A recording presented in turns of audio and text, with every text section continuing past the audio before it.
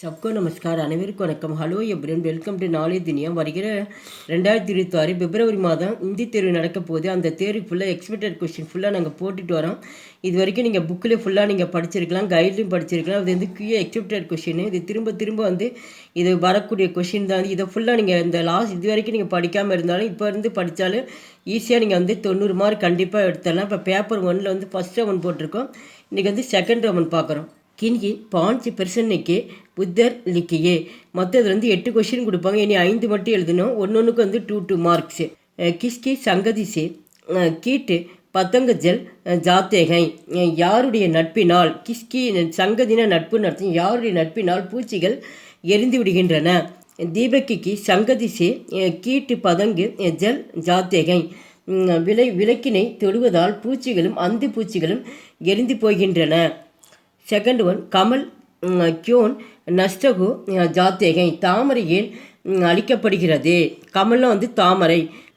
பாலேக்கி சங்கதி சே கமல் நஷ்டகு ஜாத்தேகை. உரைபணியுடன். பாலேக்கி சங்கதி அப்படின்னா வந்து உரைபணியுடன் தொடர்பு கொள்வதால் தாமரை அழிந்து போகின்றன. தேர்ட் ஒன், பூந்து பாந்த்லோன்கி கோத்தி சே நிக்கல்கர் கியா சோச்சி திகை. பூந்து அப்படின்னா ஒரு மழைத்துளி. பாந்த்லோ அப்படின்னா மேகங்களின் மடியிலிருந்து வெளியே வந்த பிறகு துளி என்ன யோசித்தது. சோச்சிது அப்படின்னா என்ன யோசித்தது.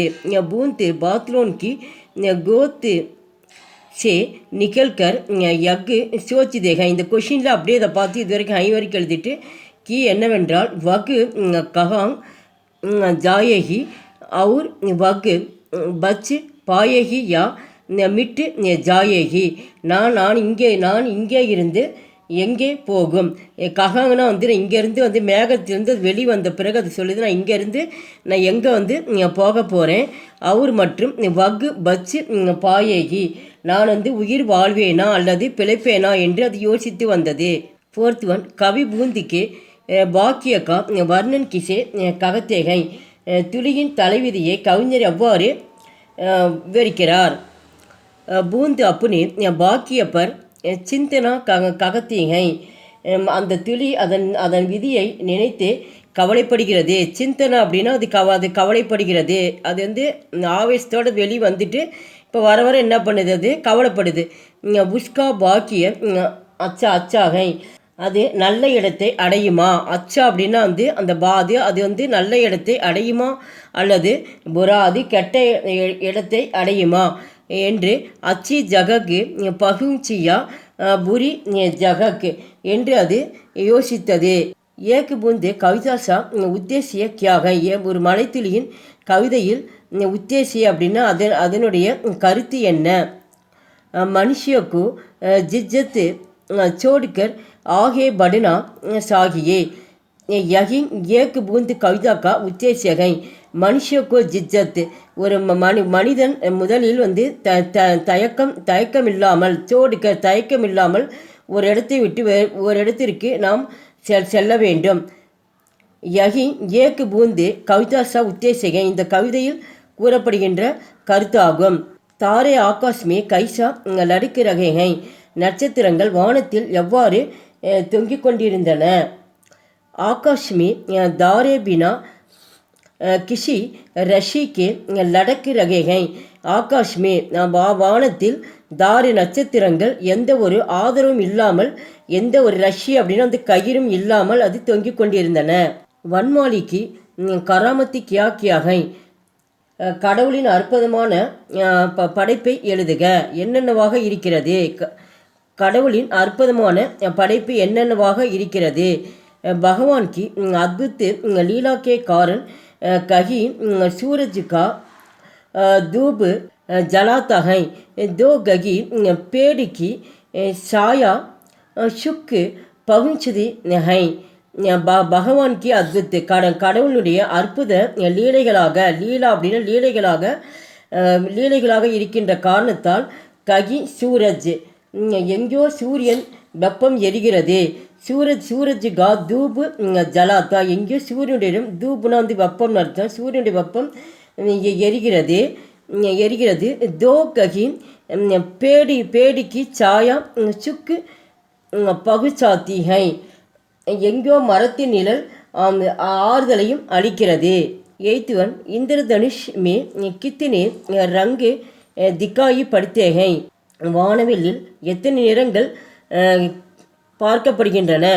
இந்திரதனுஷ் மே ஷாத் ரங்கு திக்காயி படுத்தேகை. இந்த கித்தன்ற இடத்துல ஷாத்துன்னு போட்டால் போது வானத்தில் 7 நிறங்கள் பார்க்கப்படுகின்றன. இந்திரதனுஷ் மே கித்தனே லோகோங்கி சவிகை. வானவில்லில் எத்தனை உலகங்கள் இருக்கின்றன?